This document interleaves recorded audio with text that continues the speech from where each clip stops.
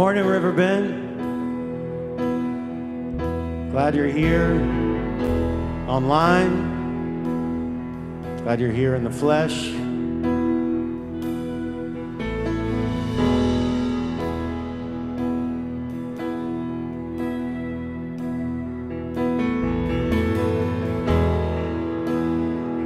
Let's ask God to come hang out with us this morning.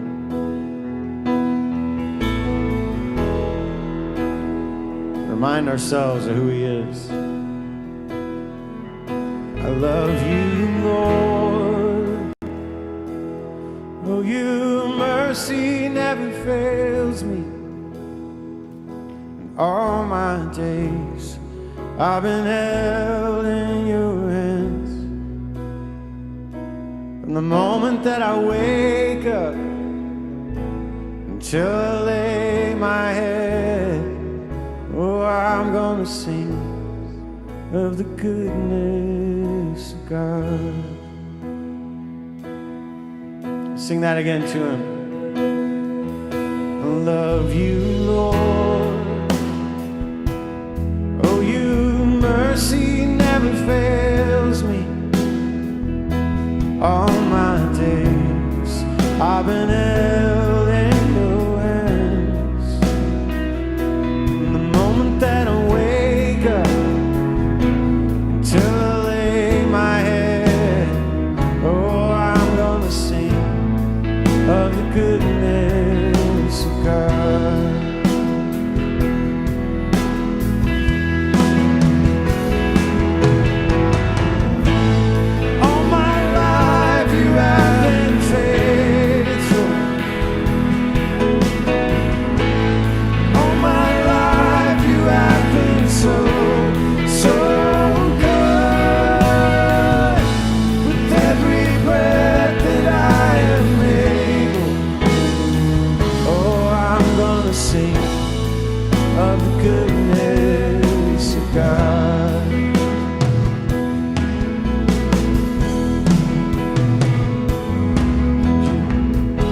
Your voice, you have led me through the fire in the darkest nights.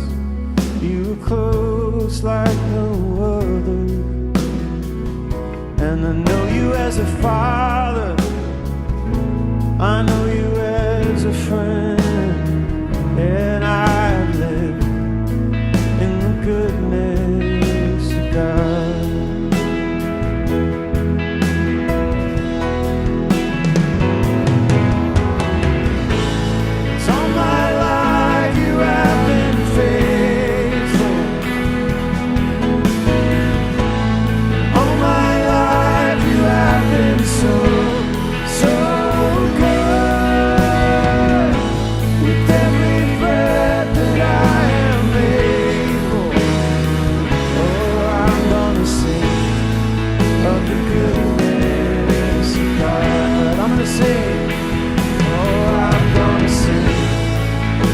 Goodness of God.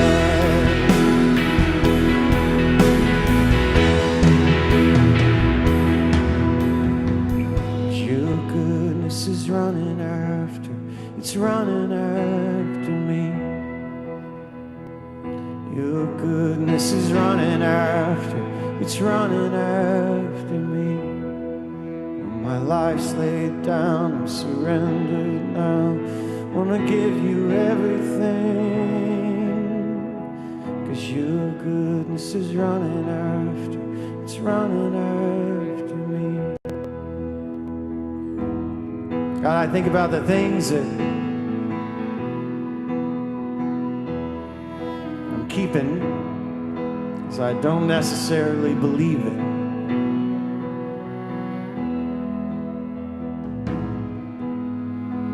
You know what each one of those things are? The things that we keep for control, for fear of you leaving us hanging.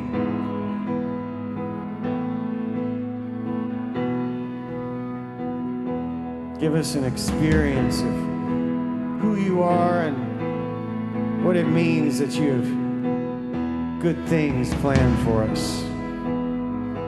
That we can trust you with our trajectory. We can trust you with the forks in the road and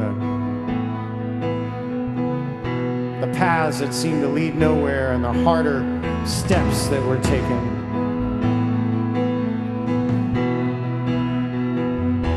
I want to trust you.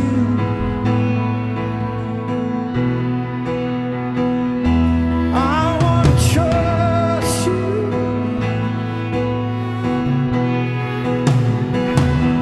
I want to trust you.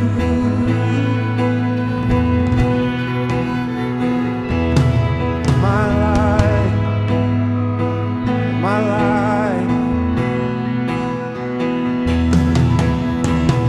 'Cause your goodness is running after, it's running after me. 'Cause your goodness is running after, it's running after me. With my life laid down, I surrender now, give you everything. 'Cause your goodness is running after, it's running after me. 'Cause your goodness is running after, it's running after me. 'Cause your goodness is running after, it's running after me. With my life laid down, wanna surrender now, give you everything. 'Cause your goodness is running after, it's running after me.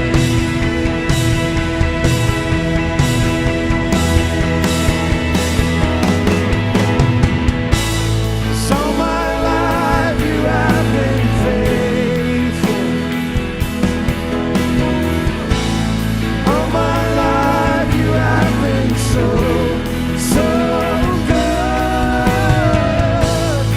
Every breath that I am able, yeah, I'm gonna sing of the goodness of God. I'm gonna sing, yeah, I'm gonna sing of the goodness of God.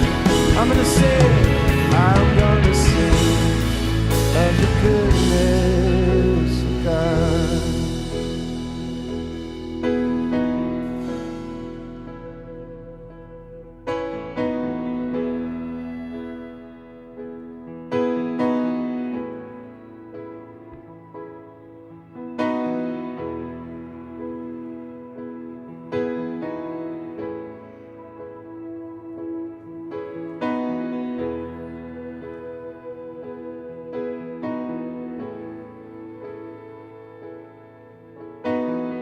You know, your Creator this morning wants to be with you, wants to connect with you.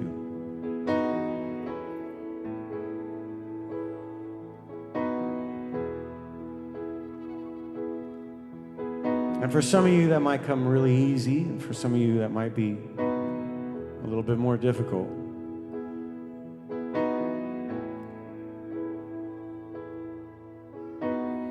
But he says all we really need is a willingness, a desire.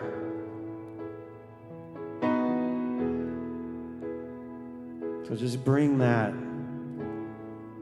as we're singing, as we're hanging out in this space, whether you're in your living room or your kitchen or your bedroom or hiding from your kids in the closet, or you're here with a mask on.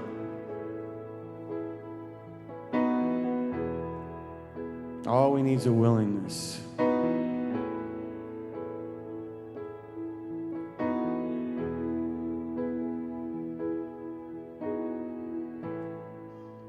I live for the moment when I'm still in your presence, where all the noise dies down. Lord, speak to me now. You have all my attention. I will linger and listen. I can't miss a thing. 'Cause Lord, I know my heart wants more of you. My heart wants something new, so I surrender all. All I want is to live within you, love, be undone by who you are. My desire is to know you deeper.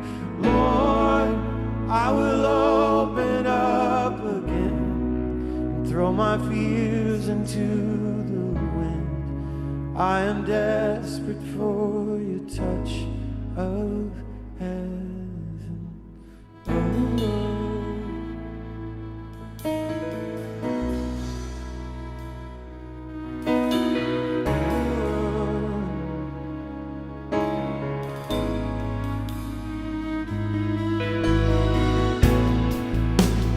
Fire in my morning, you're the cool in my evening, the breath in my soul, the life in my bones.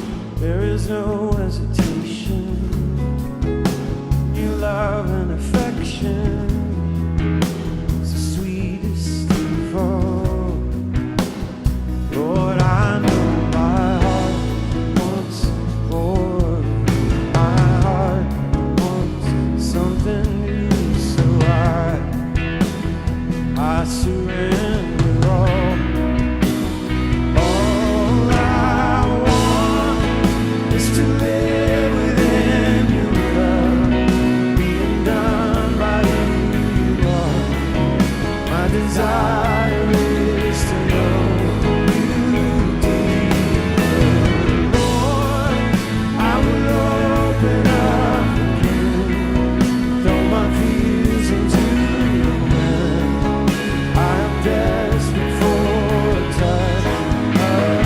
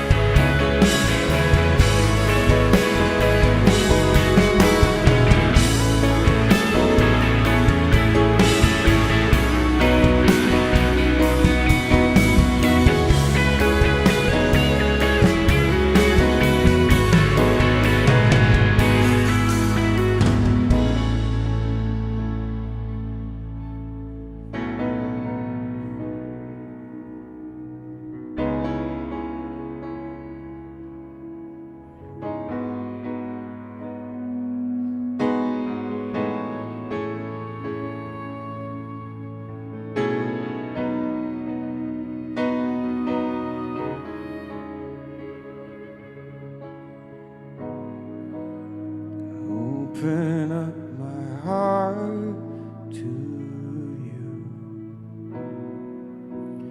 Open up my heart to you now. So do what only you can do. Jesus, have your way in me now. I want you to sing this. And it can be difficult to mean it, because if you're like me, trust can be a hard thing to give.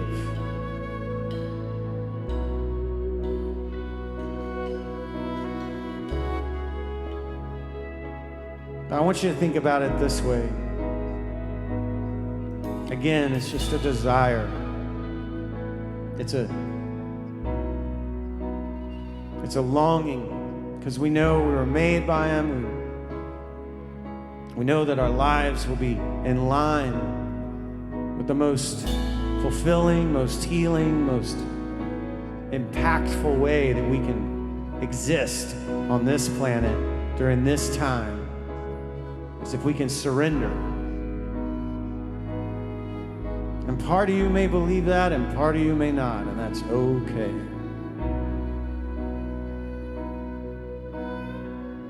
But I want you to sing this honestly to him as it's your desire to get there. And it's okay if it's not there right now. Because I'm not there yet either. But I want it. Open up my heart to you. Open up my heart to you now. So do what only you can do. Jesus, have your way in me now. Open up my heart to you. Open up my heart to you now. So do what only you can do. Jesus, have your way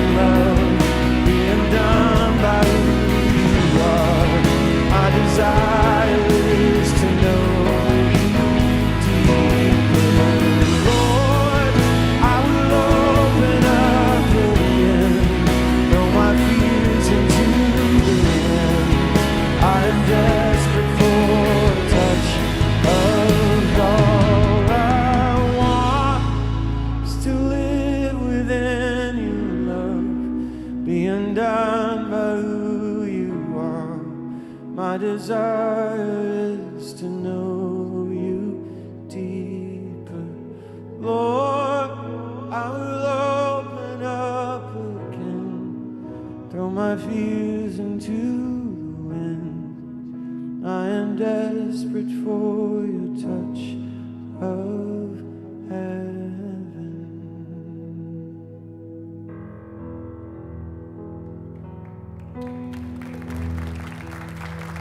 Amen. You may be seated. Well, good morning.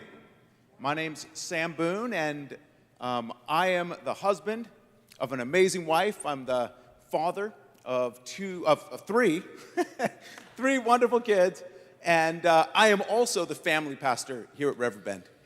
This year has not been what I expected.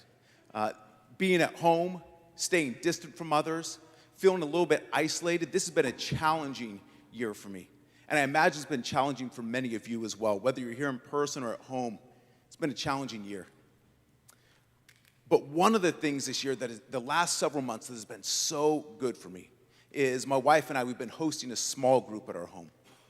And every Sunday night, we have a few families from Riverbend. They come over to our home. We have dinner together. We get a laugh together, we share stories, and we talk about how God has been at work in our lives. And it has been a life-giving and valuable highlight for our week, every single week. I'm thankful for that. And here at Riverbend, I know that I'm not the only person who's experiencing that. We have small groups like this that are meeting all over the place. Our community groups are still a place for connection. Our men's ministry, women's ministry, our students are still meeting in person. We have groups that are meeting at homes, in coffee shops, here on campus, and even online. We have hybrid groups. There's so many places to connect if you're looking to find that sort of connection. And our community groups and our other ministries here at Riverbend exist for a time just like this, to create connection and closeness. And I am so thankful for so many of you who have partnered with us in the past to serve others. But we're not done yet. There's still more to do.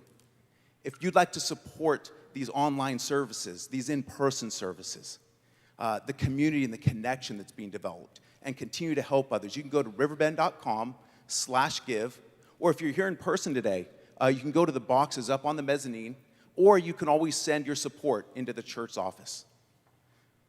Thank you for your continued generosity. Would you pray with me as we thank God for the community here at Riverbend? God, I'm so thankful for the connection that I personally have here. I'm thankful for so many lives that are being connected and finding community and closeness here. And God, I pray as we continue to have these services, I pray for those who are maybe feeling distant or far away or separate, they would find that connection and closeness in you and also in relationship with others. We thank you for this time, Jesus. And we pray you would continue to be with us in this service. Amen.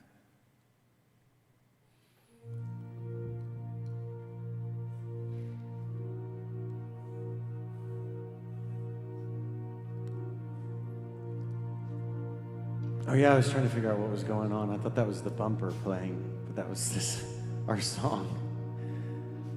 Well, I hope you guys are hanging in there. Dave sends out his message the day before, like very last minute.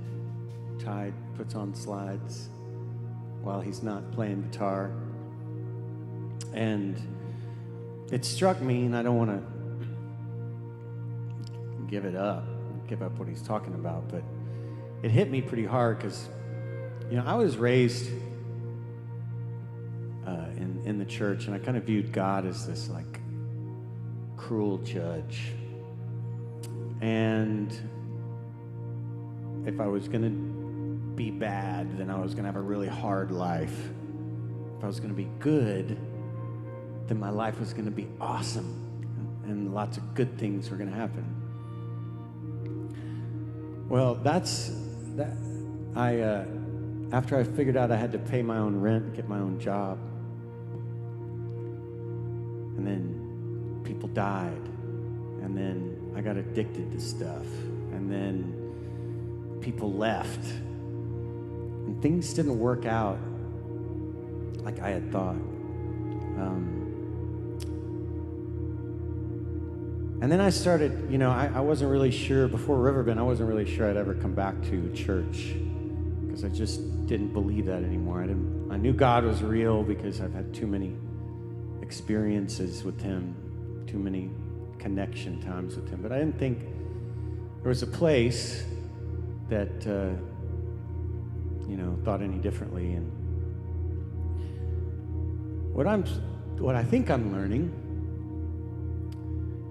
is that I used to see things as good or bad, as this dualistic way. And now, like, looking at the Bible and, like, our central figure, he died, he experienced pain.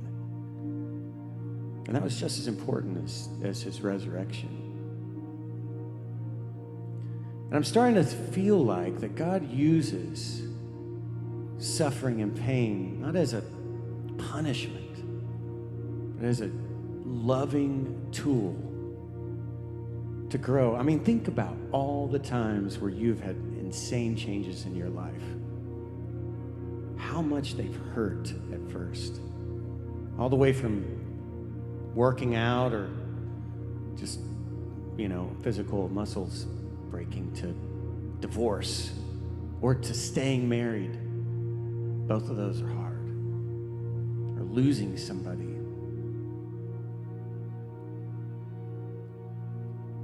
And in this kind of mural of our lives that he's creating, I'm starting to see this beauty that is coming out of the good blue skies and of the dark, starry nights. And that all of it's working together to create me. For me to become the way he truly made me to be. And so we wrote this song last night and this morning around that. So I want you to think about those, while we're singing, I want you to think about those times in your life where you went through so much crap, but you're seeing Him and your changes and the awesome things that have come out of that. Doesn't mean you still don't have wounds, doesn't mean the scars aren't still there, doesn't mean it still doesn't hurt.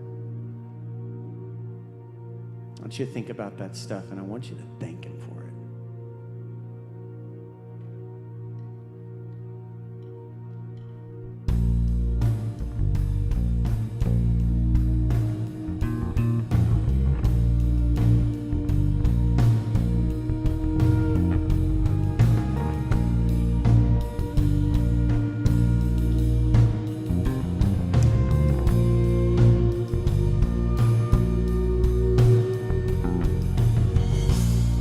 There's nothing to see here, no perfect painting just to bring you peace. What it seems to be is too unclear, too many different strokes of ink. As you inspect it, you can read into it what you want.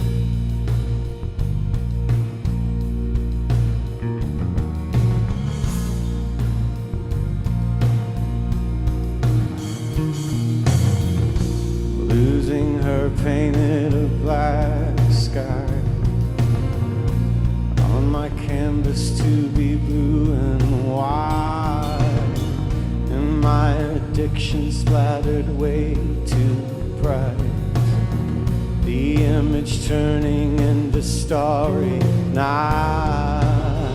As you inspect it, you read into it what you want.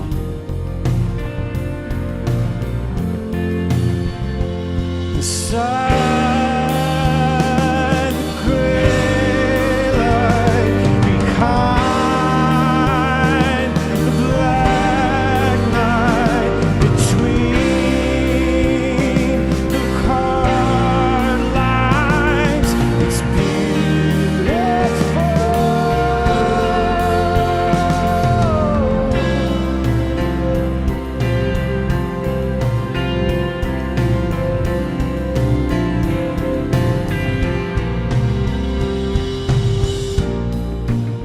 See you as a cruel judge.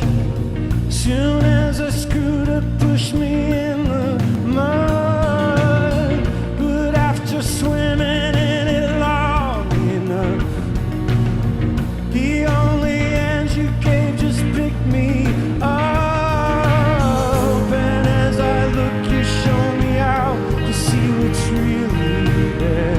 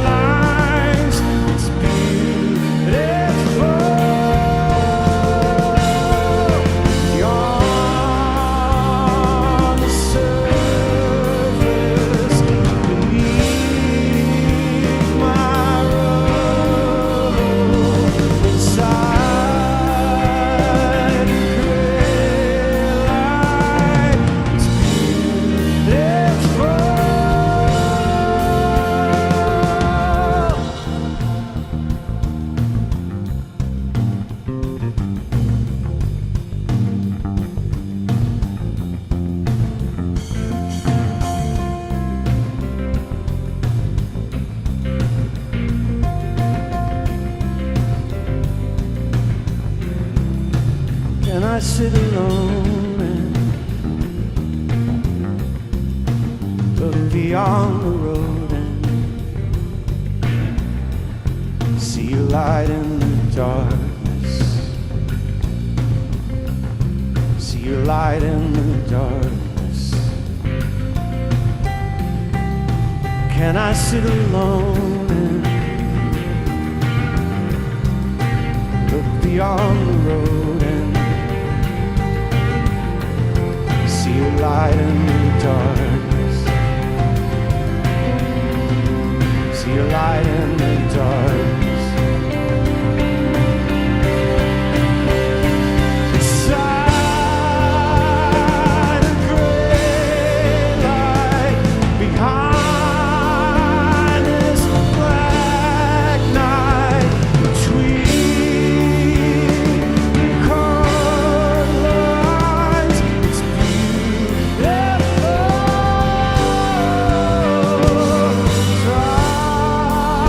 From the surface, beneath the inside the gray light, it's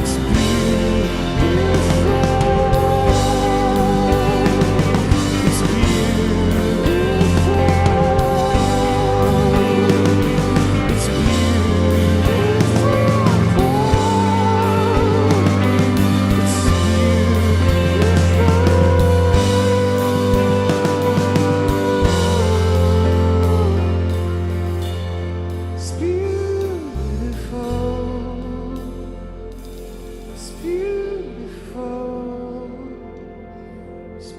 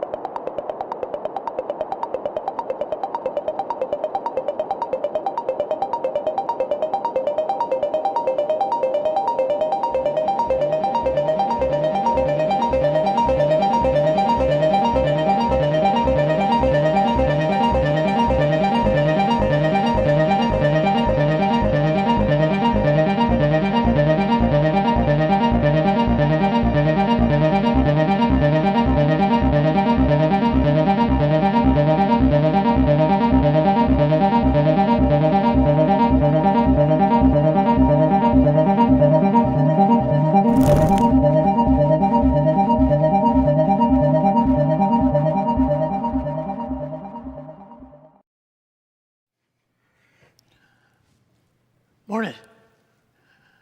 I'm just going to be drawing for a little bit. You okay with that? If I'm just doing some drawing? Would that be a yes? We're going to draw anyway, so just... And while I'm drawing, I want you to think... about something. I want to take a risk here. And I want you to think about what is good art. What makes something good art? Now I realize that's an unfair question because there really isn't a right or a wrong answer to that. There's a subjectivity to it and a difficulty in coming up with an answer that really gives you concrete, that's good or that's bad art. But I want you to think about that because good art and bad art is something we've talked about before. We've explored this idea. But today I want to think about it personally. I want you to think about the question, what is good art? And what isn't? So I'm going to take a risk here and ask you, what do you think these are? Now, I know they're works of art, but what do you think that is right there? Just, if you're online, you can type it in. If you're here, just call it out. What do you think that is right there? Who thinks it's a cat? You think it's a cat? Oh, it's going for cat. I nailed it right there. Cat. Well, what do you think that is? Dog. Got it. Nailed it. That's what I was going for. What do you think that is? Mouse? Mouse? Armadillo? I'm not going to tell you. what it is right now. I'm going to let you think about it. But do you think that's good art? Is that good art? See, it's hard to answer that question, isn't it? Hard to know. What do you mean good art? Compared to what? How do we decide what is good art and what is bad art? How do we decide what is beautiful and what is ugly? How do we decide what is lovely and what is ugly? How do we make those decisions? For the past few weeks, we've been thinking about how to think when we don't know what to think, how to think about things that are abstract and unclear and chaotic. How do we think? And today, I want us to think about how do we determine something is beautiful or lovely. For the past few weeks, we've been thinking about a single sentence from the Bible, from Philippians chapter 4, verse 8. And it's a positive instruction. It's encouragement in how to think positively. It says, finally, brothers and sisters, whatever is true, whatever is respectable, whatever is right, whatever is pure, whatever is lovely, whatever is admirable, if anything is worthy of outstanding consideration, think about such things. And I think the instruction on the face of it is saying you should think about good things, not bad things. Because he doesn't say, do not think about whatever is false. And he doesn't say, do not think about whatever is disrespectful, or do not think about whatever is wrong, or impure, or ugly, or mediocre, or worthless. He wants us to figure out, how do we find the good? How do we find the good in a world that is so chaotic and confusing? How do we think about that which is beautiful, and how to think about it before we say something is ugly? See, my prayer today is not that you would know, that all of us would know what is good art and what is bad art, or what to think about art, or how to think of something as beautiful or ugly. My prayer today is that you would simply know the difference, that you would know it when you see it, and that you might take a moment before you label something as ugly to think about what might make it beautiful. You see, in Philippians chapter 4, verse 8, the word that is there for lovely, that I translated lovely, is the word pros phile. Now, the word pros phile is what theologians call a hapax legomena. I went to school for 12 years to figure out what that word means. And basically what it means is it is a single-use word. It is a unique word. It doesn't appear anywhere else in the entire Bible. Pros phile is such a rare word, they can only find perhaps allusions to it in one or two other places in all of Koine and secular Greek literature. It's kind of a word that the Apostle Paul just made up. And it has the idea of drawing out affection. You see, pros phile is a mashup. It's a mashup of two words. One of the words is the word pros. And pros is a preposition. And it's a preposition that implies movement. And it can be a spatial movement, moving from here to there. It can be spatial, like moving toward something. Or it can be a temporal movement, like before and after. Before this, it was this. We kind of co-opt the word and proceed and pronounce, and we have that idea of movement in our language, and that's what pros means. Pros is a preposition that implies the source of something, that it began here and now it moved here, either temporally or spatially. The word phile comes from the word philos, which is one of the three words in the New Testament for love. There's the word agape, which means unconditional loving kindness. There's the word eros, which is physical love. And there's the word phile, from which we get filial love, brotherly love, the kind of neighborly love, the love that Philadelphia, Philadelphia, the city of brotherly love, or philosophia, the love of wisdom, of Sophia. And so what pros phile means, I think what Paul was going for was this idea of something that moves us toward affection, something that stirs in us an emotional reaction. Because I think all great art, things that we believe are beautiful, draw us in. It moves us. We would say, what made that song, or what made that play, or what made that book, or what made that piece of art connect with you? It was something that moved me and stirred in me an affection. And so I want to explore, how do we think about beauty? How do we think about art? And I want to suggest we re-examine 3 familiar cliches. Actually, it's 2 familiar cliches and a cliche I just made up. So I want to think about these 3 cliches and perhaps think about them in a different way. I think you're familiar with at least 2 of them. The first cliche that informs how we can think about art, how we know good art when we see it, is because of the cliche, beauty is in the eye of the beholder. Have you ever heard that? Beauty is in the eye of the beholder. It's basically saying that beauty is subjective, beauty is individualistic. But I also believe that beauty is in the eye of the Creator. All of this art here, all of these pieces, all these mementos, all of these tapestries and drawings, this is the art of my life. These are paintings and mementos that decorate our home and my office and my wife's office. These are art pieces that all have connections to me. They all have meaning to me.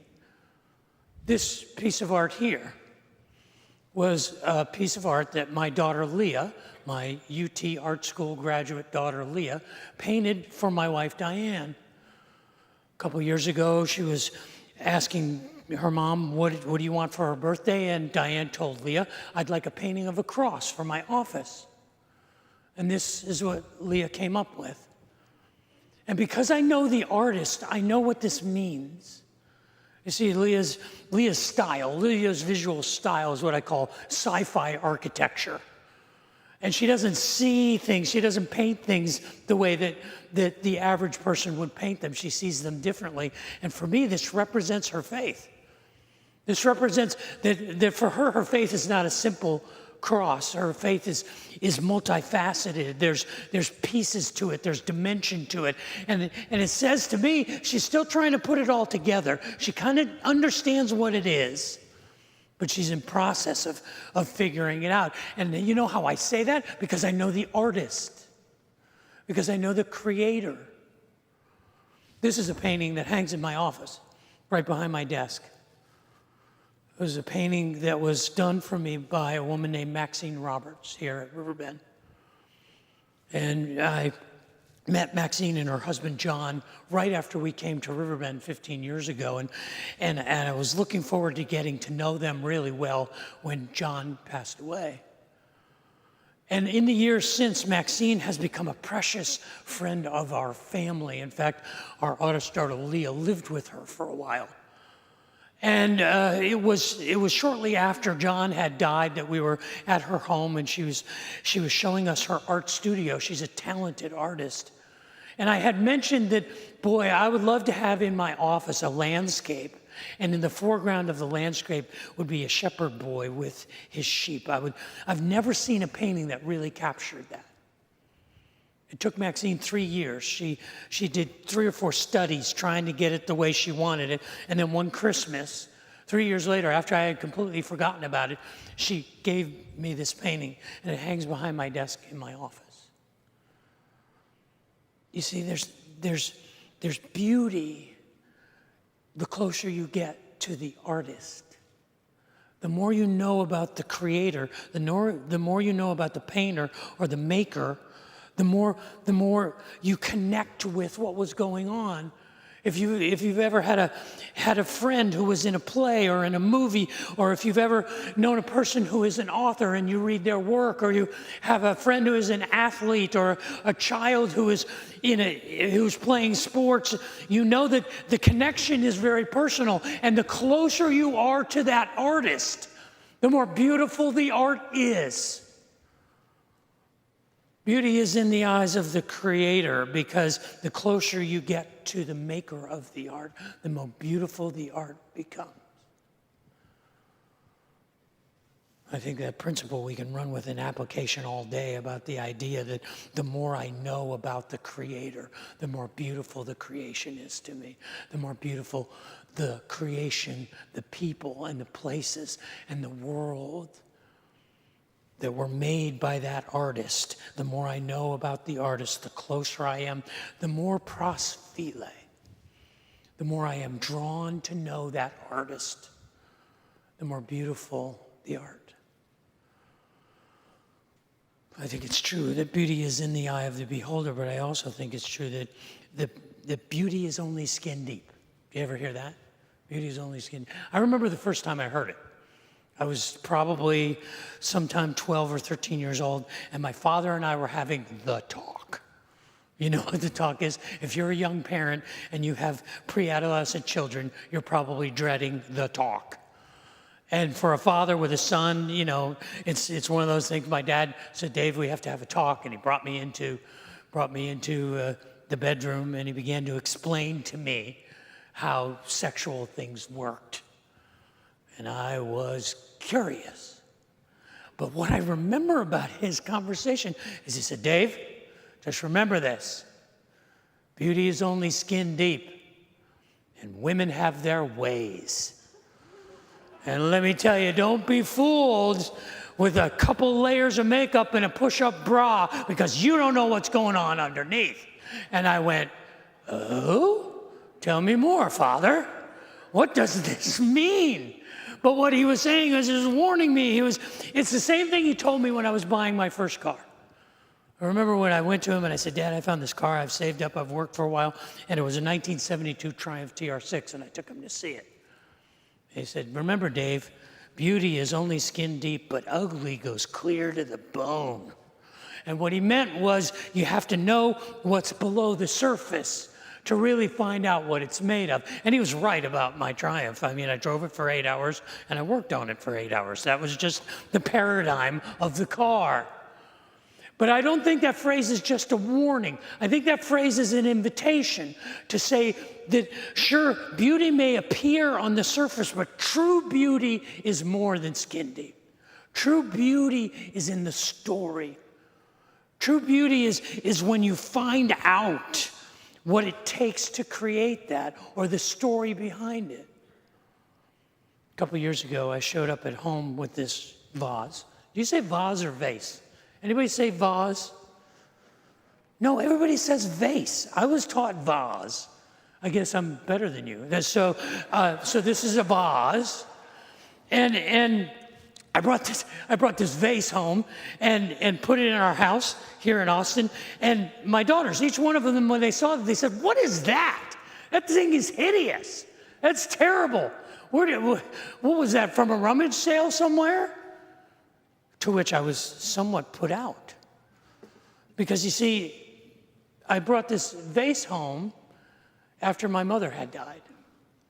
Because this vase had sat in my great-grandmother's house, and then in my grandmother's house, and then in my mother's house, and now it sits in my house. You see, around the beginning of the 19th century, when you were a dairy farmer in eastern Pennsylvania, you didn't have money for art.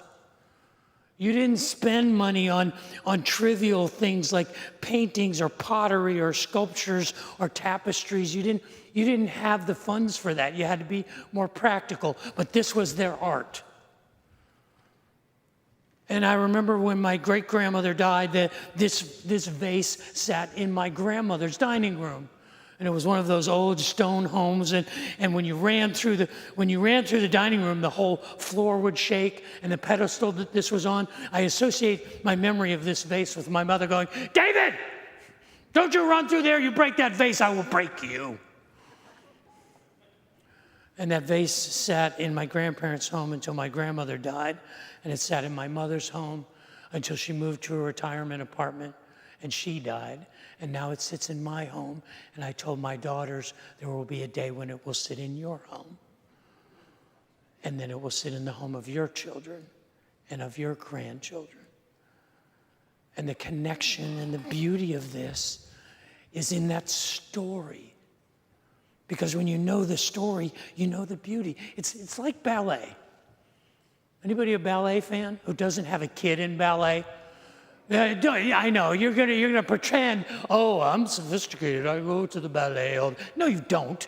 When was the last time you paid money to go see a ballet one of your children wasn't in? Now, why isn't ballet more popular? Ballet physically is spectacular. If you and I, just average people, tried to do the stuff that prima ballerinas did, we would dislocate something and wind up in the hospital. They defy gravity. You have no idea what it takes to do that. And if you have some idea, if you've ever studied ballet, the more you've studied it, the more beauty you see when you see them defy gravity and pirouette and move through the air effortlessly. It's like jazz. Any of you like jazz? No, I didn't think so. I mean, jazz is music for unemployed musicians, is what I've heard. There's a scene from The Simpsons. You know The Simpsons? The Simpsons. It's the training ground of children in satire and irony. And there's a scene where Homer is driving through Springfield, and he drives by the jazz radio station. And the header on the jazz radio station says, 152 Americans can't be wrong. Like that's all that listens to jazz. But the reality is jazz is so complicated. There's a fictitious interview that I found online between an interviewer and Yogi Berra. If you know who Yogi Berra is, he's famous for his malaprops, for his misspeaking. And they imagined that the interviewer was asking Yogi Berra to explain jazz. And this is how the interview, they imagined it went. The interviewer says, "Can you explain jazz?" And Yogi says, "I can't, but I will. 90% of all jazz is half improvisation. If you play the wrong part, it's right. If you play the right part, it might be right if you play it wrong enough. But if you play it too right, it's wrong." Interviewer, "I don't understand." Anyone who understands jazz knows you can't understand it. It's too complicated. That's what's so simple about it. Interviewer, "Do you understand it?" Yogi, "No. That's why I can explain it. If I understood it, I wouldn't know anything about it."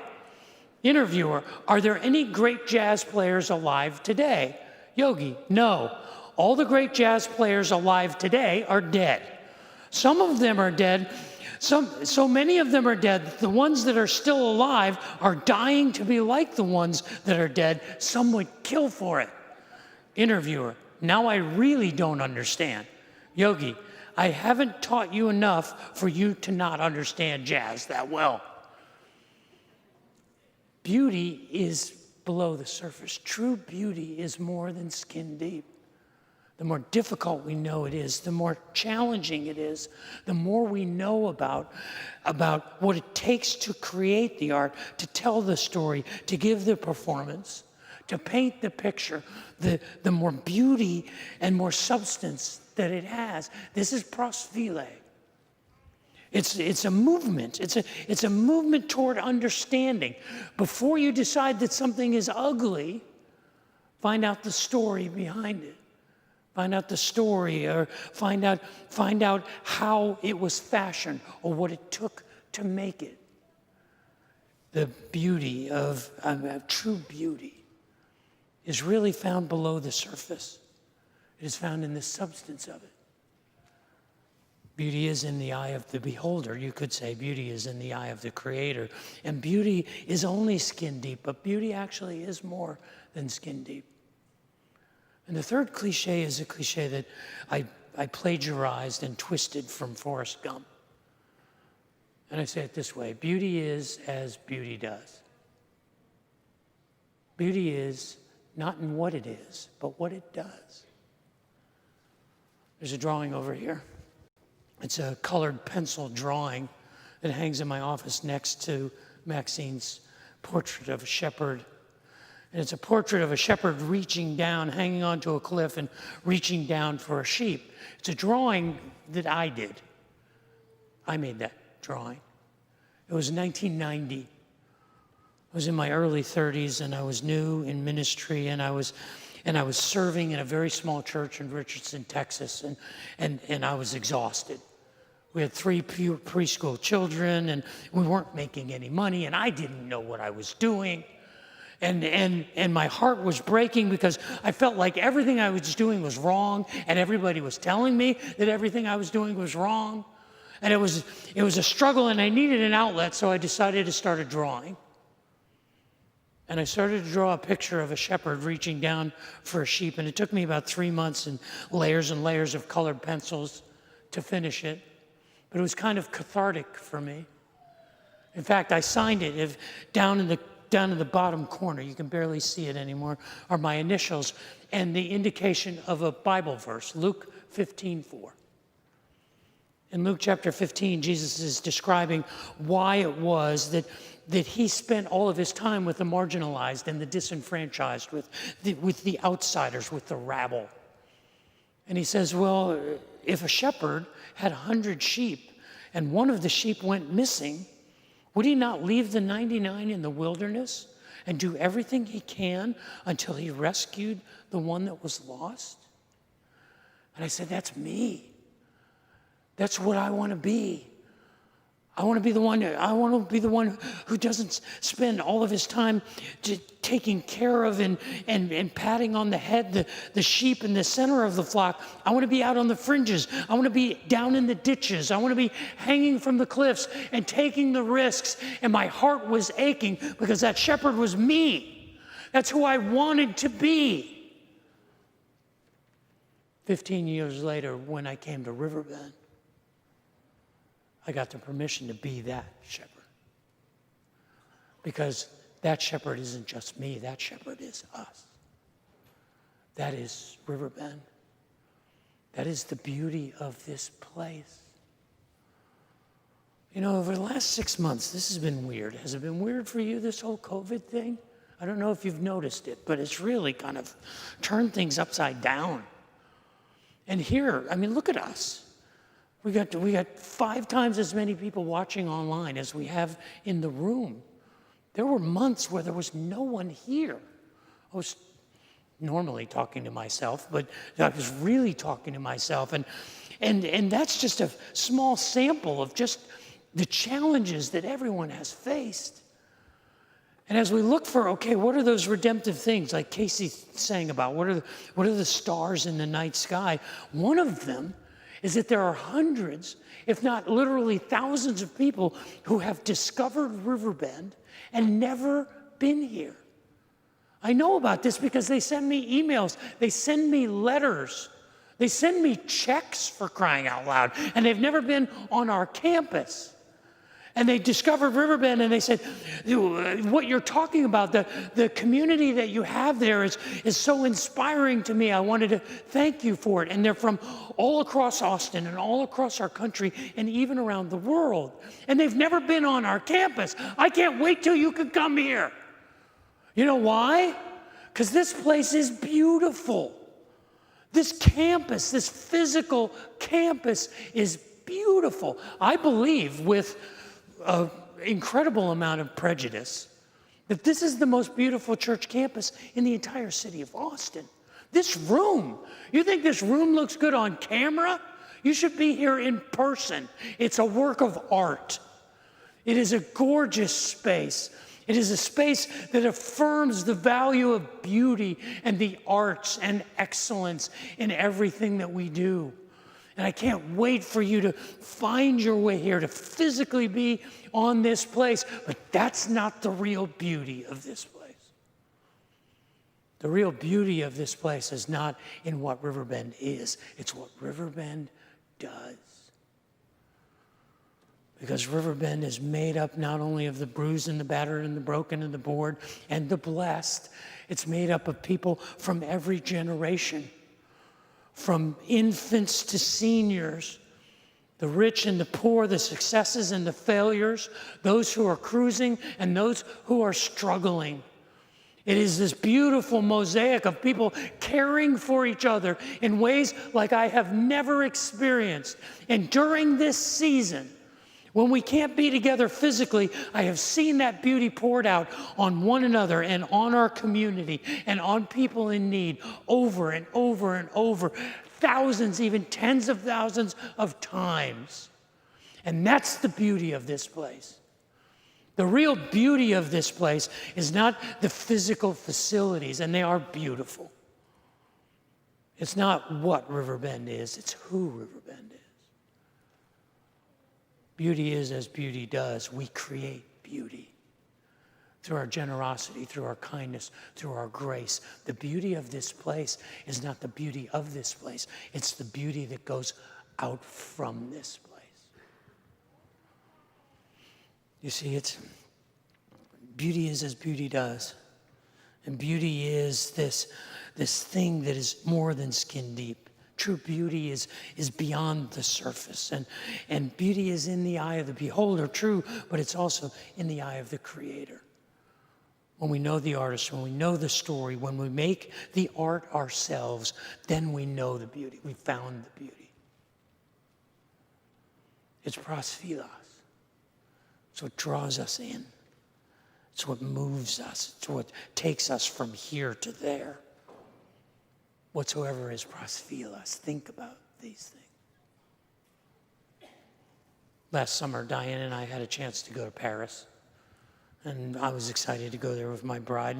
And I was looking forward to going to the Louvre. I mean, who doesn't want to go to the Louvre? And when you go to the Louvre, what do you go to look for? You go to the Louvre to look for the Mona Lisa.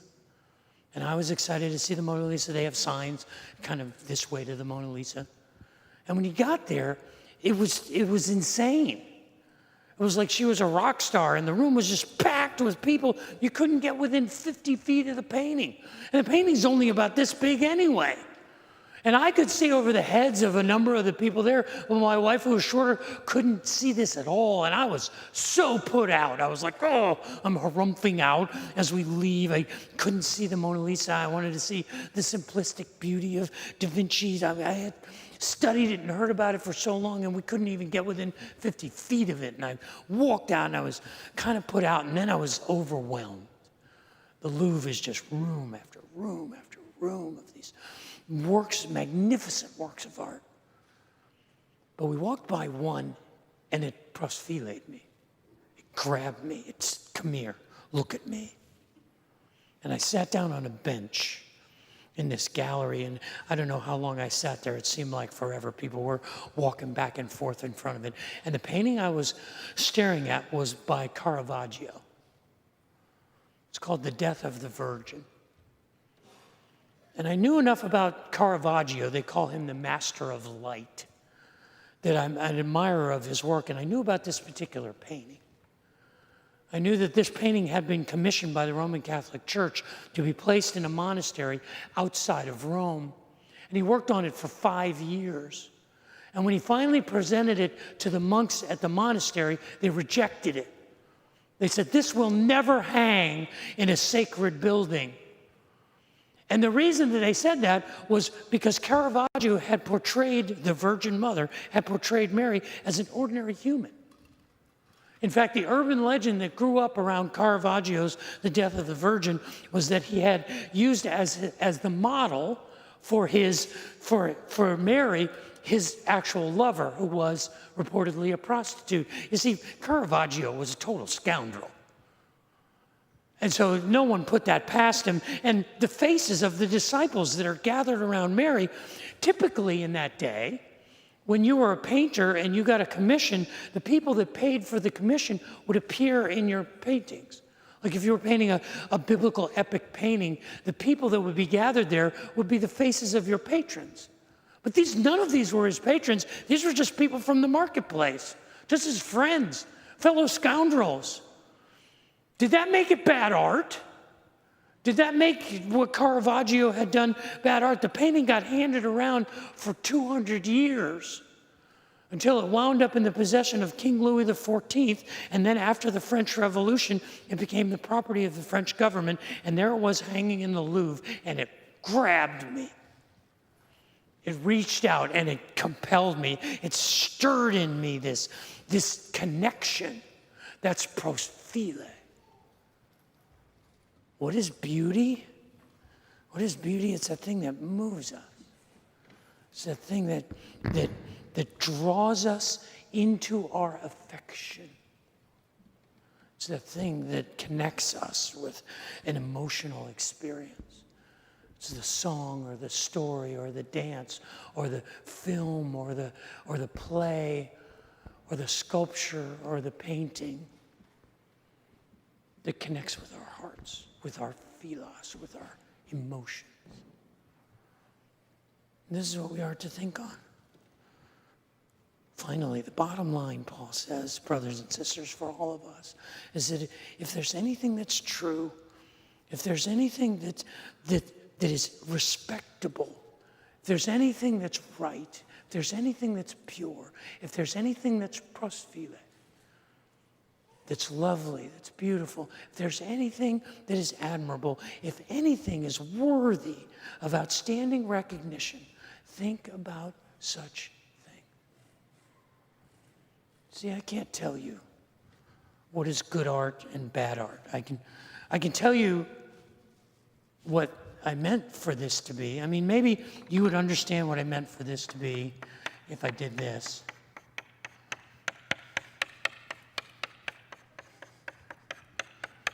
I could stand here all day and do this, but now what do you think it is? Possum. It's a possum. If I wanted to draw a mouse, if I wanted to draw an evil mouse, this is how you draw an evil mouse. You ready?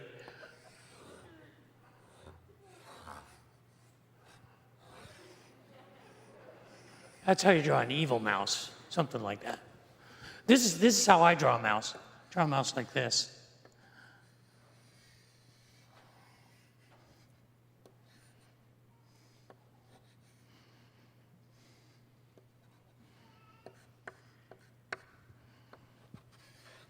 That's a mouse.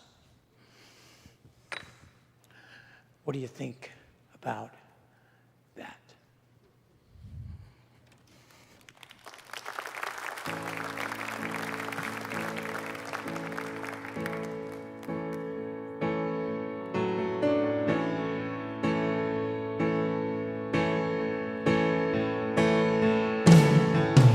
My hope has found its resting place,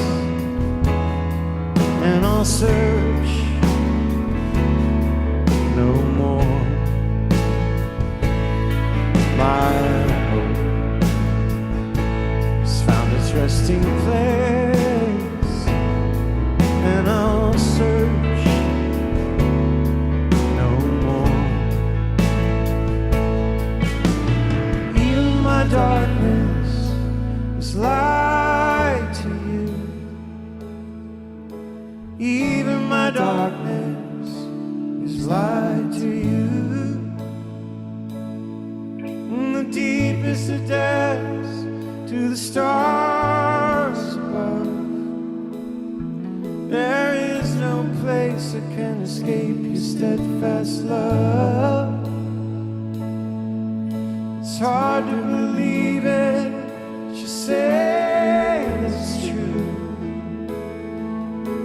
Even my darkness is light to you. My hope has found its anchor safe in your rock. It holds my hope has found its anchor safe in your rock. It holds.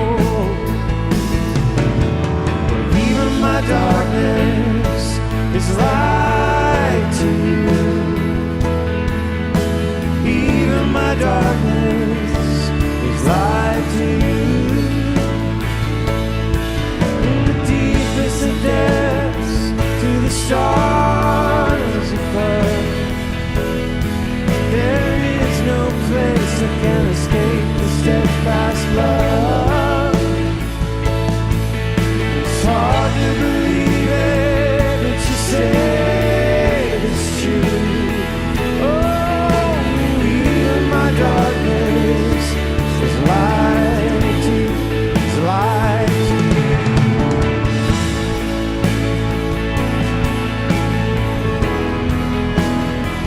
May you see what is lovely in your home, in your life, in your friends, in your family, and in this time that we're in. You guys go with God. We'll see y'all next time. God bless you. My hope has found its resting place, and I'll search no more. My hope has found its resting place, and I'll search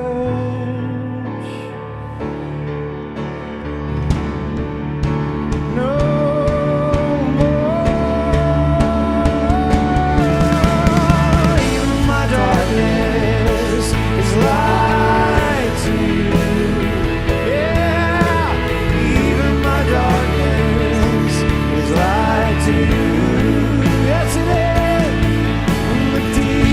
Depths to the stars above. Oh, there is no place I can escape the steadfast love. It's hard to believe it, but you said it's true. Even my darkness is light to you. Even my darkness is light to you. Even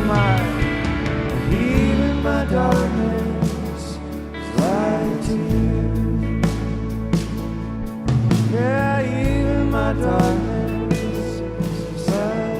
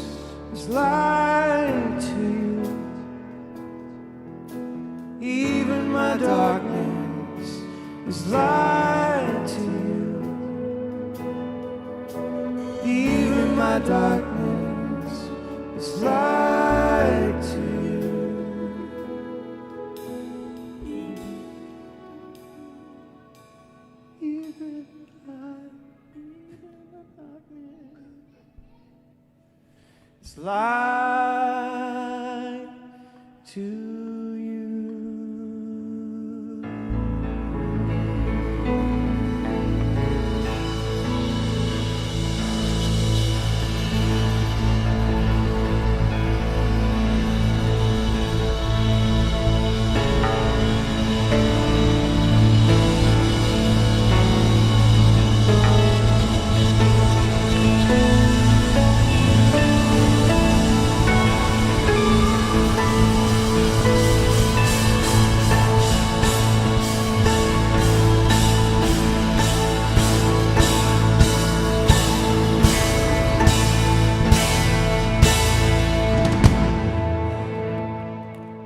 Amen.